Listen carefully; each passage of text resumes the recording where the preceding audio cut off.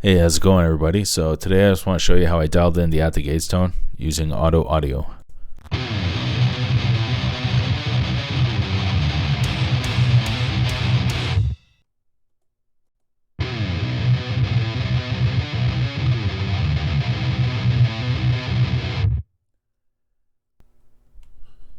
And at the tail end of this video, I just want to mention something about the low high cut filter, and we'll do a quick comparison versus compression, because I find that a low high cut filter is kind of deleting your tone, and it's unnecessary. A lot of producers recommend that technique, but it might work well in a mix, but when you're playing with an amp sim, it makes it feel very strange, and I don't recommend it.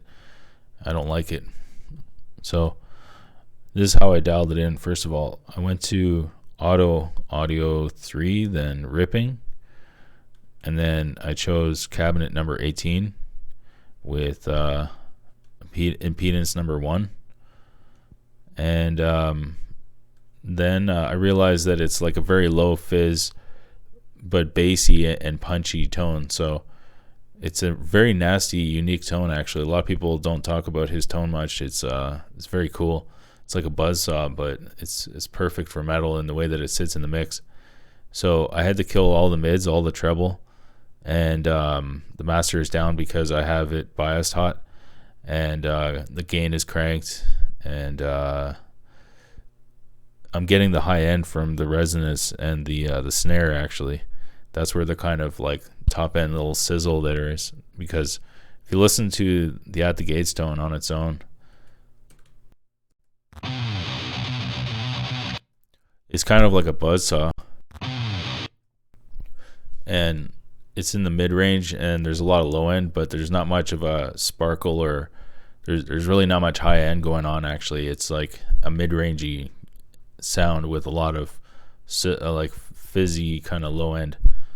So it's a very saturated sound. It's very strange and hard to dial in. Actually, it took me a couple days to get this like pretty close.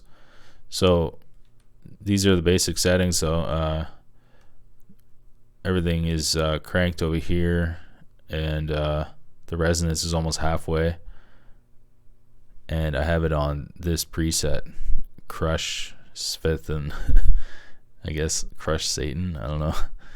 But I just been A-Bing it back and forth, and that's how I got it pretty close.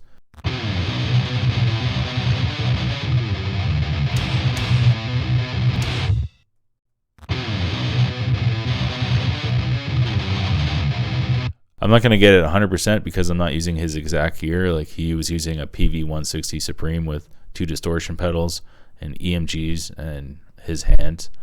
So, and he had a custom cabinet as well. But in terms of just using an amp sim, that's pretty damn close. And I was messing around with low high cut filters, because I was watching metal producers on YouTube just recommending them, and how it sits in a mix better. And I honestly, I just I don't like the sound of it. I'll show you what I mean here.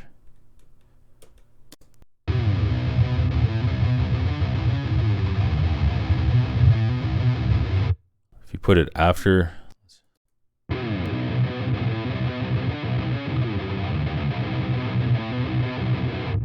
just find it sounds odd. Like it just takes away a certain something about the guitar tone that's just not right.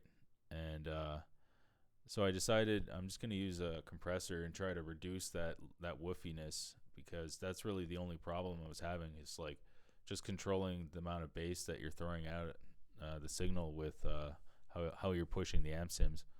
So that's really the key here, is like you just want to reduce the woofiness but not delete it, because there's some good stuff in there, and you want to reduce like certain aspects about the tone but not completely crush them or delete them. You want to sound like a regular guitar, right? So that's basically it. Just wanted to show you guys how I dialed it in with OttoAudio, and really digging this app. It's like there's so many combinations, because you can go like these all represent individual amps, but then when you go to the side here, there's like a multiplier of 10 or so, because these are all individual. They're not EQ settings. It doesn't change your EQ when you change settings here. but it's like a totally different amp. So it's almost like a multiplier of 10 because you have all of these, and then it's multiplied by 10. So the amount of combinations you can get out of like tonal combinations is wild. It's endless. I've been geeking out on this for the last couple of days. It's very cool. And I like that it has the impedance, and the amp, the cab IRs are really high quality. So yeah, digging this app. I highly recommend it. So that's everything. Have a good day. Thanks.